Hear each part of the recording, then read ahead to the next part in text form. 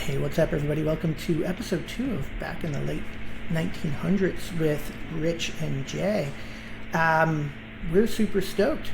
Jay has brought our first guest on to the show. Jay, what do we got going on here?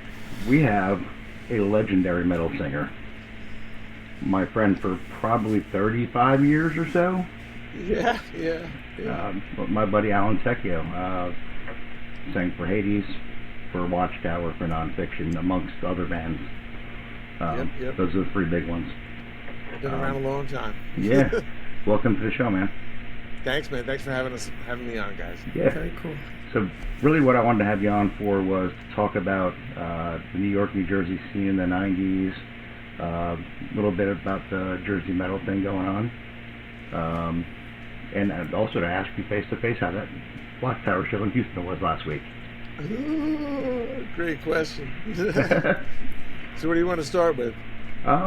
Let's talk about let's talk about the scene a little bit. Scene.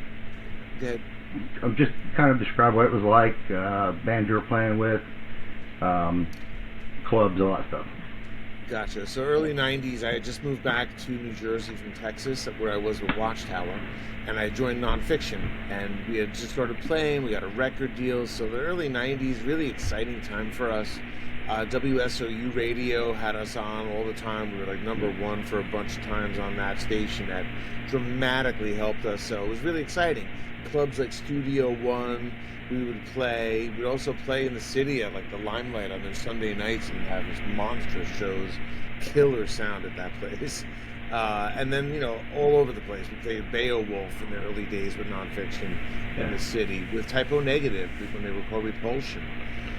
So it was a vibrant scene. There were a ton of bands, a lot of energy feeding off of each other. The crossover scene was also happening back then at the time. So Biohazard and Life of Agony's playing this Saturday here in town at Starland. And, those bands were born out of that stuff. All this crossover hardcore and metal type of thing happening, which was so new and exciting at the time because it didn't exist before, Yeah.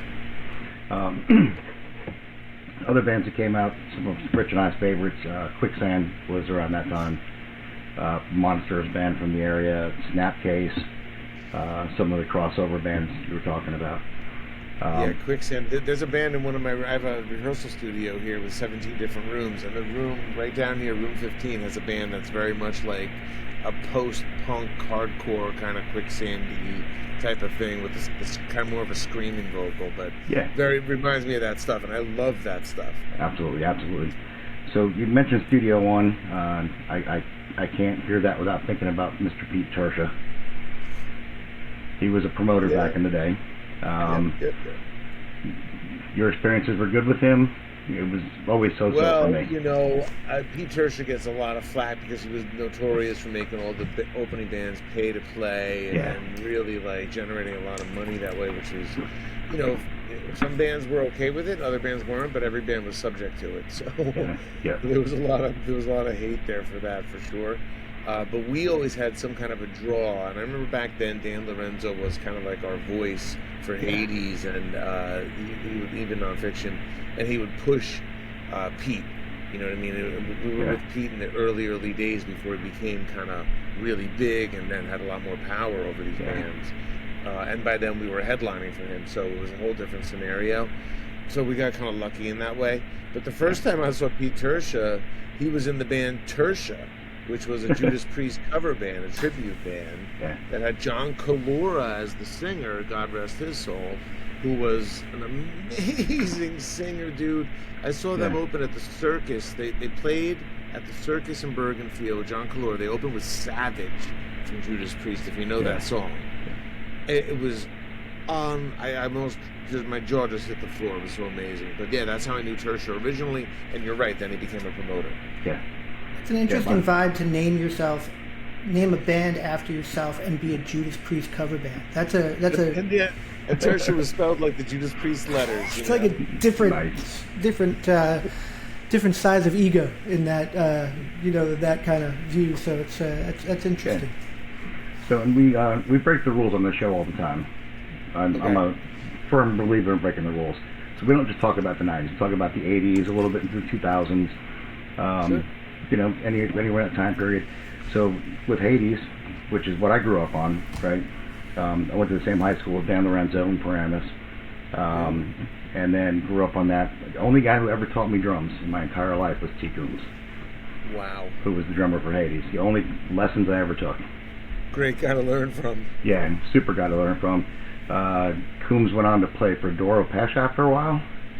Yep. And then I lost track of where he was at. He had opportunities to audition. He had opportunities to audition for other bands like King Diamond. Slayer was totally looking at him when we opened up for them at where were we? Up in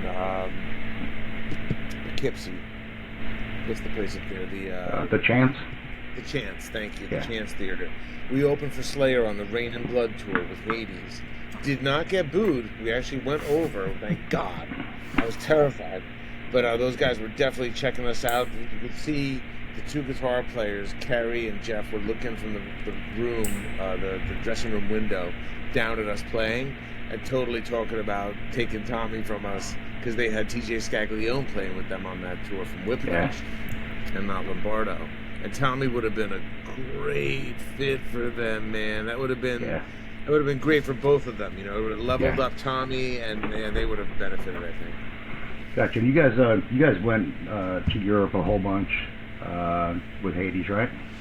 Not a whole bunch, only once, really. Only once. Well, actually, that's not true. Once back in the day on a tour, and then we went back for festivals like years later. You know what I mean? Cool. And just yeah. So, and then you had Watchtower in between Nonfiction and Hades. If anybody listening and watching this has not heard Watchtower, go check out Control and Resistance. Fucking blow your mind. But yeah, super stuff. I saw you had the gig last week in Houston, singing for Watchtower. Was it you and McMasters or just you? It was both of us. It was mostly Jason. And it was only done because they're doing a film on Watchtower. There's a documentary being made on them. So it wasn't like, this big, Al Tecchio's coming to Texas thing. It was more about capturing a little reunion moment with me and the band. So I only did like 3 songs. Cool. And it was catastrophic in some ways, but also really cathartic and awesome. Cool. Yeah, everybody still hopes for that last album.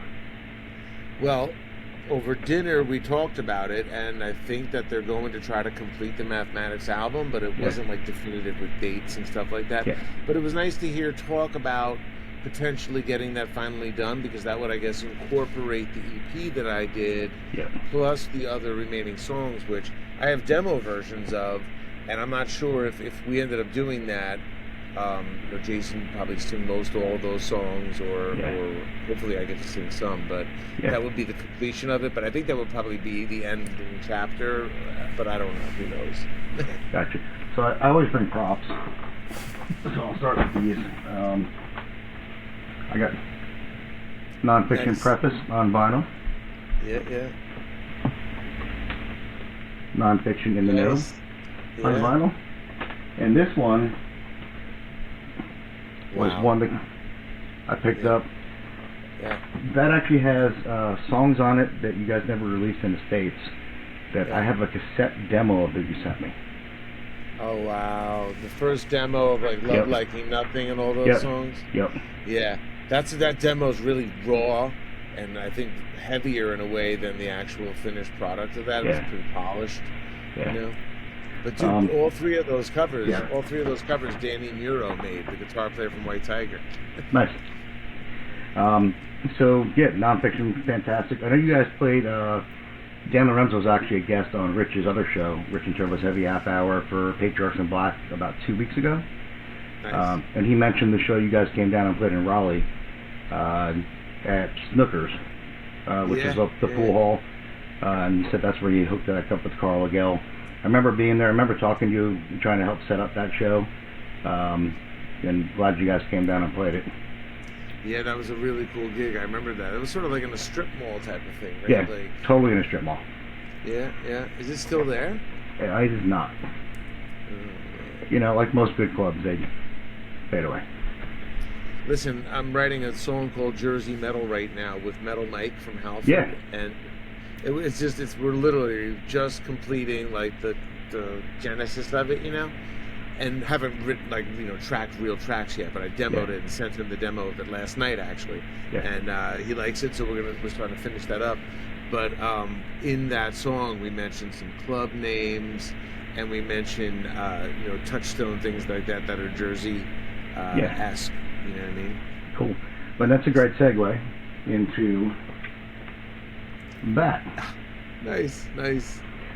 So you did a book called Jersey Metal Volume 1 with Frank White, who is now a Grammy-winning photographer. I saw that on his Facebook page not long ago. But Volume 2 still in the works?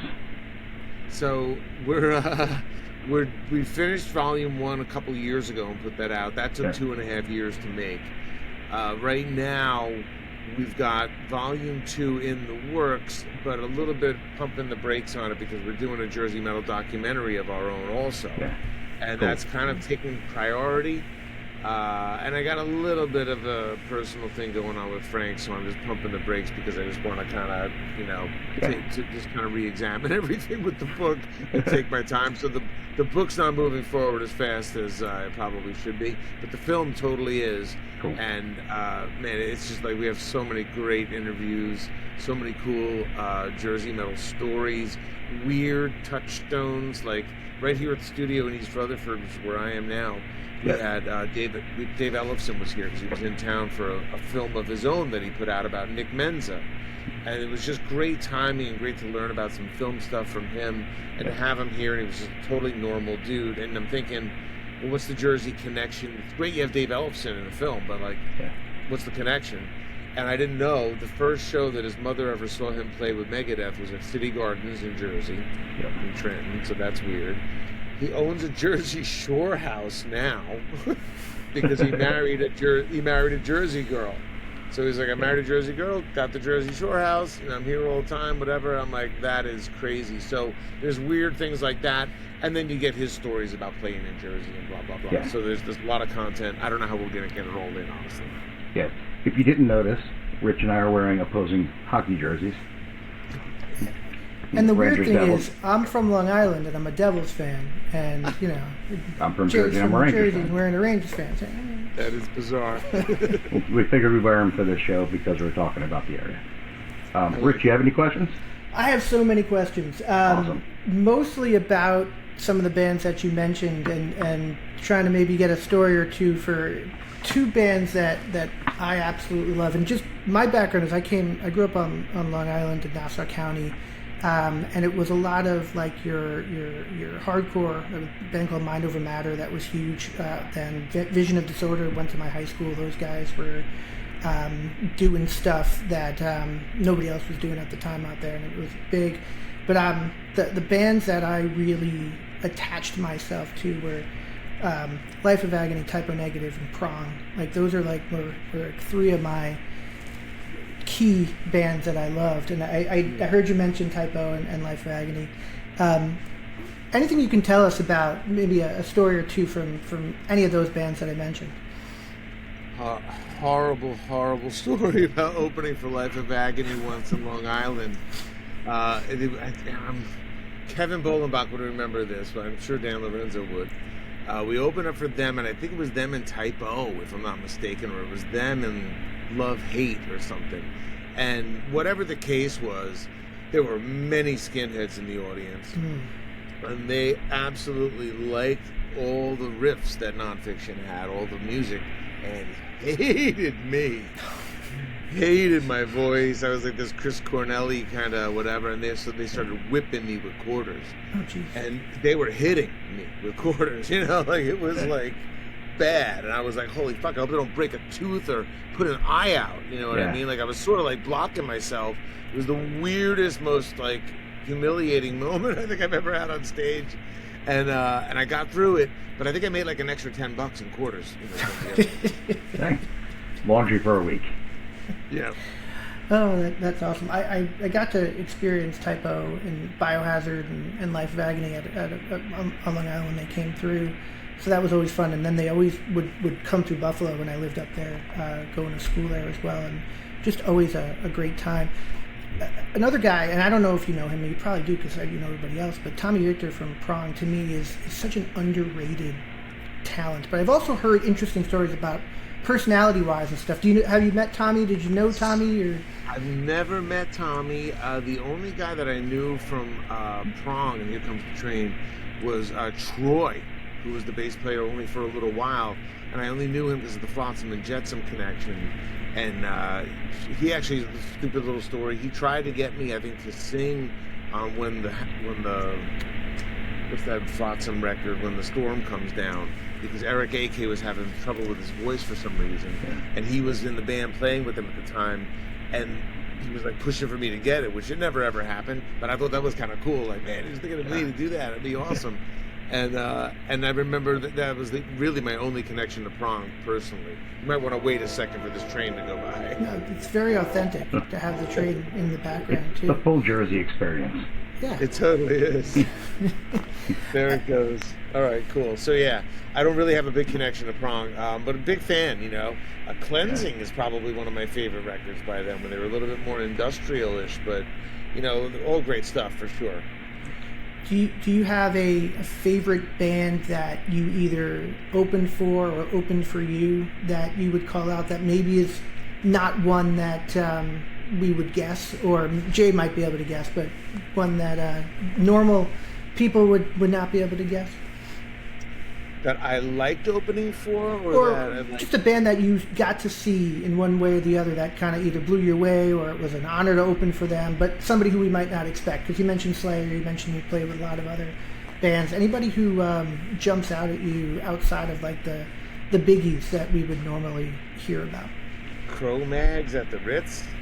Nice. Something like that with Hades. It's a weird bill, but it worked. It was heavy. It was cool. We had our school bus parked outside. That was awesome. That's very cool. Yeah. No, there were a lot of great times. I mean, we did a bunch of shows with Flotsam and Jetsam, like just tagging as many shows on their tour as we could. We weren't on tour with them per se, but we were banging shows wherever we could with them, and they were great. We played a really cool football game with them outside of City Gardens before the gig, and I would say those guys were fun. Typo Negative, it's not like we were buddy with those, because those guys were kind of intimidating and sort of like, just scary. Like their girlfriends were scary, and they were beautiful, but they were like scary. They were strong, and we would play these gigs with those guys, and they were very cool to us. I remember that, and I'm thinking like these guys could be like total assholes because they were starting to get a big buzz. And then, of course, they got signed and then became massive, But this was early days. But you always knew that Pete Steele had just these great, inventive kind of ideas. That song "Creepy Green Light" that they have is one of my favorites. And I remember opening for them in Brooklyn, not at Lemoore. It was some other joint, a much smaller place. And when they opened, it was the early days again. They had this green police light cutting through the fog on stage, just like, whoa, what is like going through, like blasting through. It was so fucking creepy and weird. And then there's this song, Creepy Green Light, and I'm like, I get it. I played with them when they had that Creepy Green Light. Oh, I love it. Oh, that's very cool. Thank you for that. Yeah, man. I can tell you I miss Lemoore's. Yeah, dude. Great days back then. Car got busted into, though. That wasn't fun. Almost got killed in Lemoore that night going to see Armored Saint. But so many good shows at Lemoore, dude. Yeah. I saw Ride the Lightning tour there. Sick. Yeah. Yeah, I mean, every weekend Lemoore's had, and not just the weekend, even some weekday shows, but they just had it packed every weekend. Just crazy shows coming through. I remember seeing the ads in the paper and wondering why, wanting to go and not being able to get there for any of them, and just seeing all the bands that I loved. Yeah. Was that paid for the East Coast Rocker?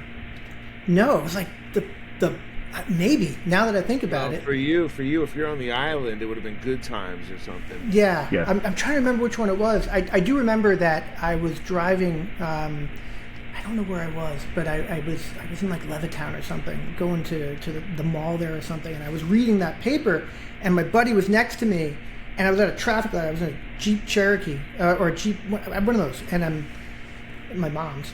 And I'm looking at the paper at the light, and I'm like, dude, Rob, Typo Negative's playing. And I took my foot off the gas, or took my foot off the brake, and slammed it in the back of the car in front of me. And it was great. It was, and then I was calling my dad, and I couldn't find my insurance card, and it was a whole big thing. But we went to go see Typo and Biohazard like 2 weeks later, so it worked out perfectly. Yeah, Biohazard were great. Oh my God, they were so exciting live. It was like sick. Standing there back out playing now, which is so cool. Yeah, new record soon. So that should be interesting. I think Drew Stone's the credit for like kind of gathering those guys together. God bless that effort. Yeah, they're a phenomenal band. And like you mentioned earlier, they were kind of like after Run DMC and Aerosmith, they were the next crossover big thing with when they did the song with Onyx. That was huge. That blew them up, blew Onyx up. That song was everywhere. Yeah, it's true. So that was all new music back then, brand new stuff, brand new. So anything else musically coming up for you? So I'm writing that Jersey metal song, Metal Mike, and it's kind of, I hope it's not too cheesy. I don't think it is. It's very metal. It's very Halford sounding, as you would imagine. Yeah. It's a kind of riffy thing. So I'm trying not to sing it too much like Halford. I'm trying to like do my own thing to it, but there's also some Halford screamy sort of stuff just because it's so metal, you know what I mean? But anyway, that, and then I'm doing a cover. The drummer's actually here in his room tonight, in one of the bands that I asked to do the drums on it, of Cool for the Summer by Demi Lovato. So it's like a rocked up version of that pop song. And I think it sounds pretty cool. I tracked most of it the other day, and now I listen back to the original and I hear all of these other harmonies and stuff she's doing. So I got a lot of stuff I got to still add to it, but my harmonies are going to be more like, guttural, going for it harmonies, not smooth pop harmonies. From what I understand, she actually really enjoys the metal stuff. That's like the stuff she listens to. I didn't know that. That's awesome. Yeah. So that makes total sense that that's happening. Cool. Maybe she'll like the tune. That would be great. Yeah.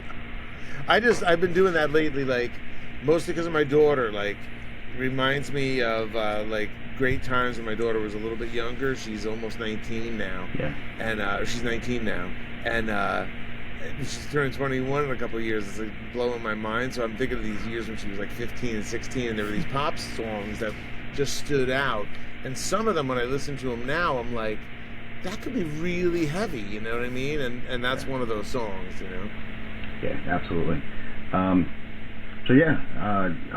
was hoping you were going to say there'd be some more nonfiction coming at some point.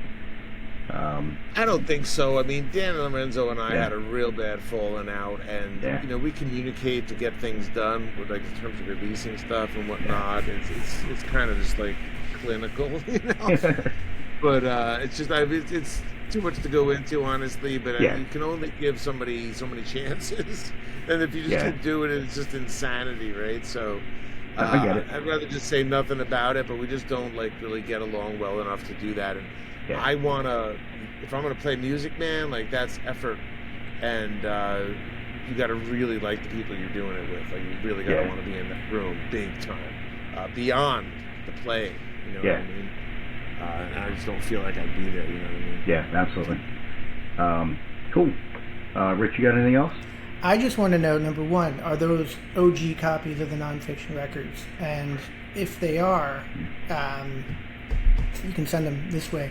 But are there represses of those records? Because I don't think that they're like readily available, as far as I have told. Those were represses. And I got them from a label in Germany. Is that right? I think that's right. Yeah. Let's see the band label on here. ZYX.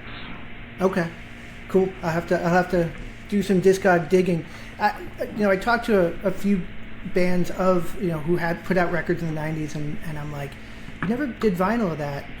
Why don't you do it? And I have this dream of actually like putting out an old, like a 90s record that's never been out before, and I've done some research and it hasn't gone great, but I talked to Jason Beeler from Saigon Kick. I'm like, hey, let me put out Devil in the Details for you. I love that record. I'll put my own money into it. I don't care. He's like, you got to go to some warehouse in Japan where the rights are or the recordings are. So good luck with that. So I have a feeling a lot of bands kind of fall into that in that like kind of early to late mid 90s when it comes to recording vinyl and repressing.